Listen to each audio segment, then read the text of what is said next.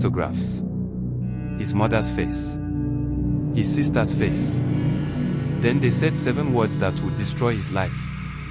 Choose one, or lose everything. This is the true cost of shortcuts. Stay with me, because what happens in the next 20 minutes will change how you see wealth forever. Before we continue, if you love stories that teach real-life lessons wrapped in drama you won't forget, hit that subscribe button and turn on notifications right now. You don't want to miss what's coming. Let's go back to where it all began. This is David. 26 years old. Hardworking. Honest. And drowning. Every night, he made the same silent promise to himself. One day, he would change his family's life. But every door in this village seemed to slam shut in his face. His father, once strong, could no longer walk. Sickness had taken his strength, and with it, the family's only steady income. His mother sold vegetables at the roadside, from sunrise to sunset, for barely enough to feed them. And his younger sister, she had a dream too. To become a nurse. But dreams cost money they didn't have. David rejected at a job interview, a failed market stall, counting coins. David tried everything. Job after job turned him away. Every small business he attempted collapsed under debt he couldn't escape. And every single day, he asked himself the same painful question: why does life reward dishonest men, while honest hands stay empty? A convoy of gleaming SUVs rolls through the village. Villagers cheer. 2 men step out in designer clothes, gold watches flashing. Then, almost overnight, his childhood friends became unbelievably rich.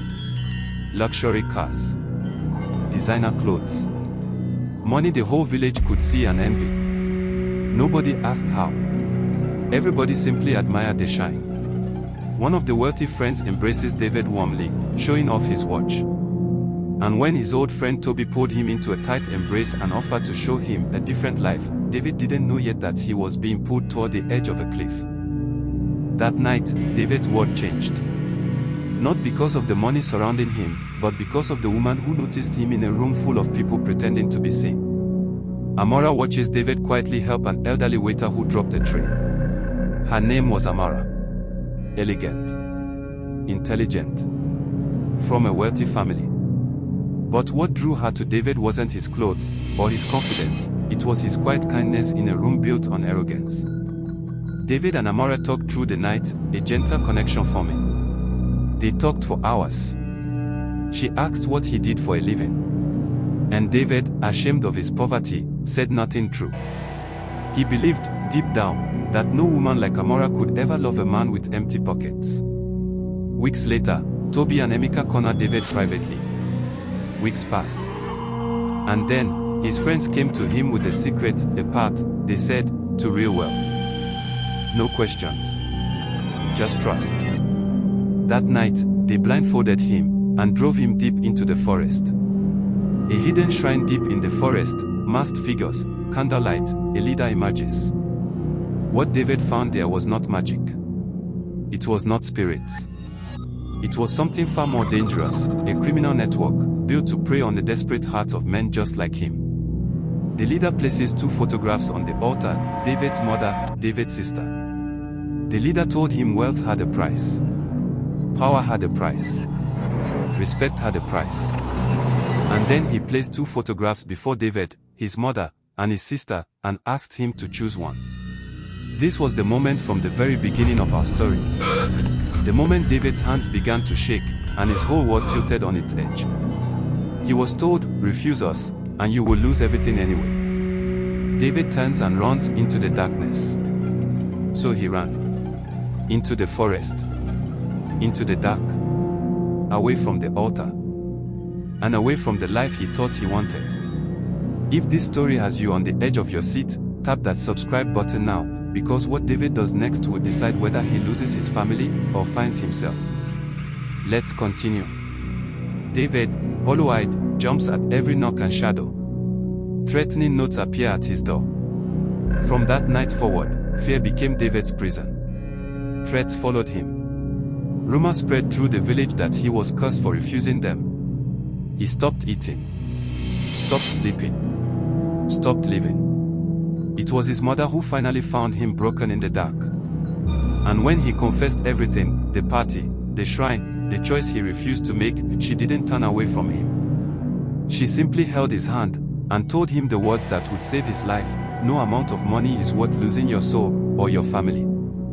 He had chosen them. And that was never a mistake. Word reached Amara.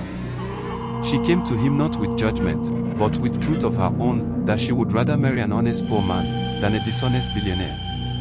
In that moment, David realized the only wealth he had ever truly needed was standing in front of him. With newfound courage, David walked into a police station and reported everything he knew. It took months. Surveillance. Testimonies. Courage that could have cost him his life. But finally, the walls came down. The hidden shrine was raided. The luxury cars his friends once flaunted were seized. The stolen money, hidden for years, was uncovered. Toby and Emeka are led away in handcuffs. The cult leader stripped of his masked authority. His childhood friends, the men the whole village had envied, were led away in chains. And the mysterious leader who once seemed untouchable was revealed to be nothing more than an ordinary, frightened criminal. A stunned village crowd watches. The empire the village had bowed to for years collapsed in a single week. The glitter they had envied was never gold. It was theft. It was fear. It was lies, dressed in gold chains. Time lapse, a small farm being tilled. David and Amara planting seedlings together. Amara didn't just give David her heart. She gave him her belief and her business mind. Together, they turned his old dream of farming into something real. Time lapse, the farm grows into a food processing company. Trucks roll out. David's father walks without pain. His sister graduates as a nurse. Years passed. The small farm grew into a thriving company. His father received the medical care he had once been denied. And his sister, the girl who once hid her nursing school brochure under her mattress, graduated with honor, in the uniform she had always dreamed of wearing. On the day David and Amara were married, the entire village came together, not to admire stolen wealth, but to celebrate something real. Something earned. And as David stood before everyone who had watched his journey, he shared the truth he had paid so dearly to learn. When he was poor, he believed money could solve everything. He almost lost the people who loved him most, chasing a shortcut that was never real. Today, he had wealth, but it came through hard work, honesty, and the people who never gave up on him. Remember this always. All that glitters is not gold. David's story is a reminder that real wealth is never stolen, it's built. If this story touched you, hit subscribe, share it with someone who needs to hear this message today, and drop a comment below telling us, what does all that glitters is not gold mean to you? See you in the next story. Subscribe, like, comment, share. The end.